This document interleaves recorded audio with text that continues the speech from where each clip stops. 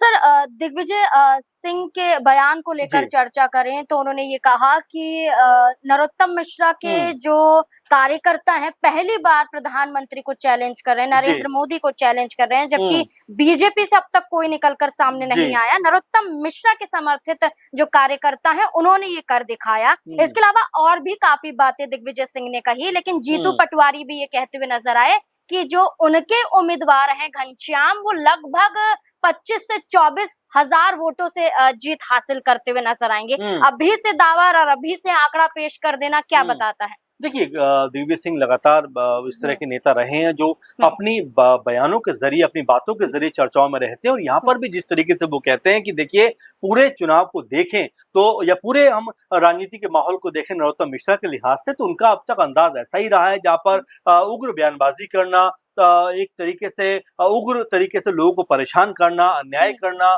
और तमाम तरह के शब्दों का वो उल्लेख यहाँ पर करते हुए दिखाई देते हैं। आतंक जैसे शब्द का भी हुँ, वो इस्तेमाल यहाँ पर करते हैं कि किस तरह का खौफ उनका दिखाई पड़ता था। हुँ, और ऐसे वो पहले नेता हैं, या ऐसे नेता हैं जिनके समर्थकों ने सीधे तौर पर पीएम मोदी को चैलेंज किया, सीएम मोहन यादव के बारे में अनाप-शनाप बातें बोली। यानी उन्होंने ये कहने का प्रयास किया कि देखिए, पार्टियों में टिकट कटना या ना कटना ये तो आम बात है। इससे पहले भी हुँ, तमाम बड़े नेताओं के टिकट कटे हैं। आपको याद होगा शिवराज सिंह चौहान, जो 3-4 बार के मुख्यमंत्री मध्य प्रदेश के, जब चुनाव जीतते हुँ, हैं और 170 से भी ज्यादा सीट के लगभग सीटें हुँ, बीजेपी जीतती हुई दिखाई पड़ती है, उसके बावजूद भी कहा जाता है कि भाई शिवराज जी, आप मुख्यमंत्री नहीं होंगे, आप जो है अब केंद्र में चलिए, और हुँ, मुख्यमंत्री की बागडोर जो है वो मोहन यादव के हाथों में जाएगी। तब देखिए लोग परेशान तो हुए, ऐसा नहीं कि लोगों का उस समय इमोशन नहीं निकलकर हुँ, सामने आया, क्योंकि आपको याद होगा कि तमाम ऐसे लोग थे जो रोते बिलखते हुए दिखाई हुँ, पड़े थे, और ये कहते हुए नजर आए थे कि भाई हमने आपको देखकर वोट दिया था।